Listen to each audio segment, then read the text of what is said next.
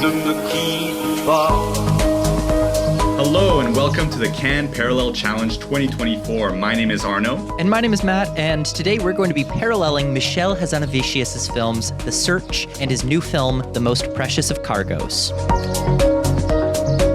So Michel Hazanavicius is a French film director of Jewish-Lithuanian origins. He made his first film in 1993 for television called La Classe Américaine, also the name of his production company. It has a cult following in France, and it's a film entirely made of footage of Warner Brothers films dubbed in French. I haven't seen it, but it sounds very interesting. His second film is OSS 117 Cairo Nest of Spies, which is one of my favorite films of all time and one of the most quotable comedies I've ever seen.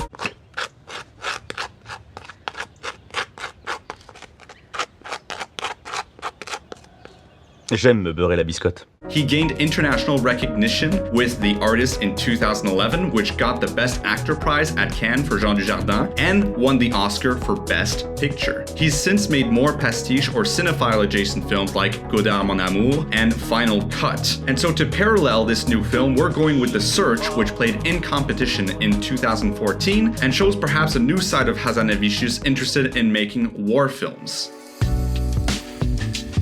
Michel Hazanavicius' film, The Search, is based on a 1949 Hollywood film, and it transposes the story to take place in Chechnya in 1999 as the Russians invaded. And this film takes the form of an anthology story, telling the intersecting tales of a French journalist, a lost child, a Russian soldier, and an American aid worker. And coming right after The Artist, right after he won Best Picture, he felt like his next film had to be something important. You can tell that that's what he was trying to do. I really did not like this movie at all. Michel Hazanavicius is always at his best when he's lovingly tributing film ideas. He is at his best as a copier. He took the James Bond spy movie and lovingly parodied it with OSS 117. Shut up. Kiss my ass. D'accord. Faisons comme ça. And with The Artist, he lovingly tributed silent film. He's done it with B movies, he's done it with the French New Wave, and here he's trying to make an authentic war drama. But instead of finding authenticity, it just feels like he's trying to copy other war movies, and it just feels so flat and inauthentic and bland. If anything, I'm grateful this film exists so that we don't have to debate what the worst film in this lineup is. This film is just completely ill-conceived and poorly made on a lot of different levels. The grade is incredibly ugly, flat, and desaturated to a point where it feels aestheticized when it's supposed not to feel aestheticized. This is a film that cannot decide whether it's a political film recreating atrocities to demonstrate the cruelness of war, or an academic remake of an old war film displaced to Chechnya. The thing is, the problem isn't just that the film feels unfocused and fails at both, but that both of these propositions are not cinematically interesting whatsoever. And this is the thing, it's so flat because he doesn't have anything new to say within the war genre. This just feels inspired by other war movies. It's overlong, it's overwrought, and it's uninspired. And another thing in storytelling, you never just want to watch good people be good,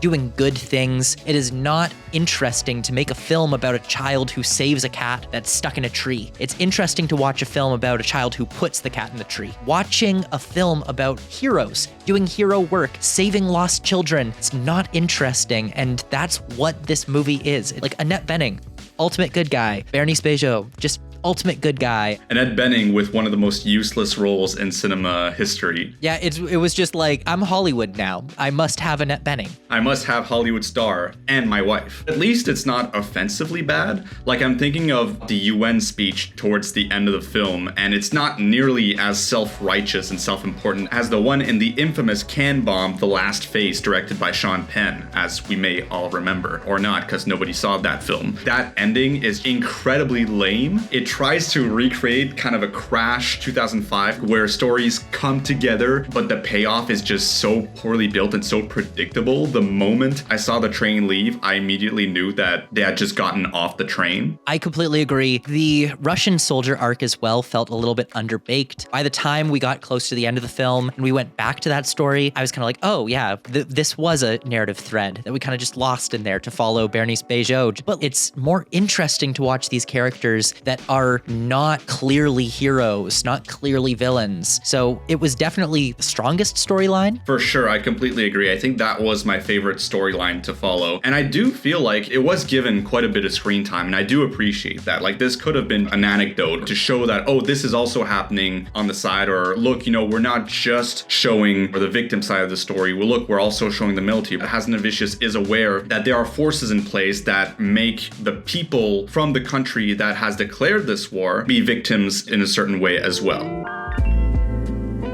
The Most Precious of Cargoes is an animated film and the first one to be in competition since Waltz with Bashir in 2008. This is a Holocaust drama in which a twin boy is thrown off the train to Auschwitz and taken in by a childless Polish couple. Presumably, we are gonna see what happens to both twins as they go in these separate directions. Animation has a tough time at Cannes. It was already impressive enough that this film was accepted in competition this year, but the last time an animated film won a prize was Persepolis back in 2007 and won the jury prize. But otherwise, I'm actually not sure what other animated films ever won prizes. I'm gonna say this goes home empty-handed, but I do have confidence that this will be one of Hazanavicius's good films. The only other time that comes to mind for me is Fantastic Voyage in the 1970s. I believe that also won a prize at Cannes, and I agree with you, this is not winning anything from this year's Cannes Film Festival. I do think it will be strong, so even though this will not win a Cannes prize, it will be nominated for the Academy Award for Best Animated Feature.